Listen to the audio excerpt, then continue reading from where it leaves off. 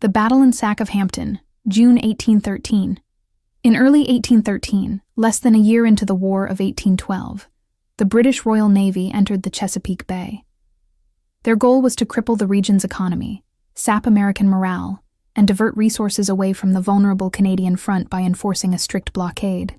On June 23rd, British Commander Rear Admiral John Warren launched an assault on Craney Island, which defended Norfolk. The attack was a disaster. Norfolk remained secure, and the British suffered nearly 80 killed and wounded. Embarrassed by this failure, Admiral Warren quickly turned his attention across the James River to the small village of Hampton. Reports suggested that Hampton harbored an American militia camp, but the attack may also have been driven by the British desire for revenge after their humiliation at Norfolk. Defenses at Hampton. Hampton's defenders consisted of just under 450 Virginia militiamen supported by 7 artillery pieces, all under the command of Major Stapleton Crutchfield. Expecting a naval assault, Crutchfield ordered his men to build earthworks facing the James River and Hampton Creek, using the grounds of the local plantation known as Little England. The British planned a 2-pronged attack. Rear Admiral George Cockburn's flotilla would engage the American riverfront batteries in a noisy demonstration, while Colonel Thomas Sidney Beckwith led 2,600 sailors, marines, and infantry, including the French Chasseurs Britanniques, in a surprise landing north of Hampton. From there, Beckwith's force would march inland, trap the militia, and destroy or capture them. The battle, Beckwith's landing, began around 3:30 a.m. on June 25, 1813. His advance guard included the Chasseurs Britanniques, a regiment of captured French soldiers who had agreed to serve the British in America rather than remain in prison. These reluctant troops moved through the Virginia woods as Admiral Cockburn's flotilla exchanged fire with Crutchfield's artillery. Unsure which direction posed the greater threat, Crutchfield sent Captain Richard Servant's riflemen to probe the northern approach. Servant's men soon clashed with the Chasseurs in a sharp firefight. One American officer later recalled that the French delivered the most incessant fire that I ever heard in my life. The sound of heavy musketry convinced Crutchfield that the true danger lay to the north. He quickly ordered his men to abandon their trenches along the river and march to confront Beckwith's advancing column.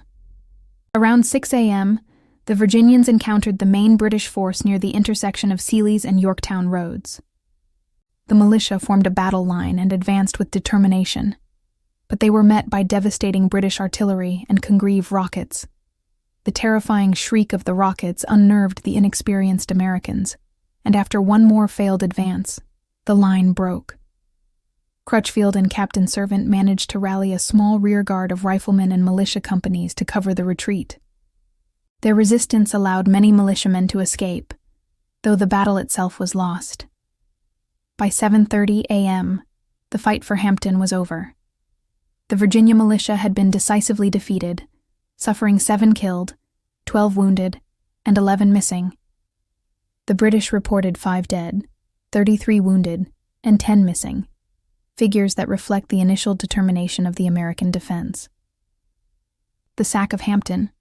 British policy in the Chesapeake was to punish any town that resisted their advance, and Hampton was no exception. What followed, however, was unusually brutal.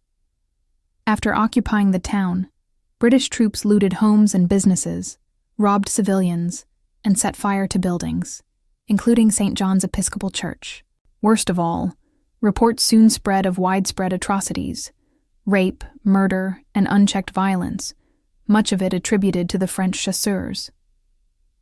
Lieutenant Colonel Charles Napier of the British Army later admitted, "Every horror was committed with impunity, rape, murder, pillage, and not a man was punished." Brigadier General Robert Taylor, commander of the Virginia militia, reported with dismay the excesses to both property and persons committed by the land troops who took possession of Hampton. Aftermath and legacy. The British had won the Battle of Hampton militarily, but their atrocities had devastating consequences for their reputation. News of the sack spread rapidly across Virginia and the young nation, fueling anger and stiffening American resistance. As historian Stanley Quick observed, the Battle of Hampton had no real importance tactically, but its strategic implications would haunt the British. The United States turned an insignificant defeat into a significant victory.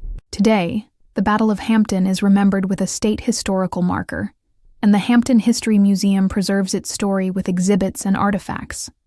Among the museum's holdings is the Rutherford rifle, crafted by gunsmith Archibald Rutherford and believed to have been used by Virginia militia during the battle. If you like this story and would like more, please like to help keep these stories alive. Comment to share your thoughts or ask questions. Subscribe. Join me in exploring our rich history through the people that came before us.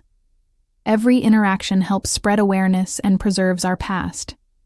Thank you for being part of this journey.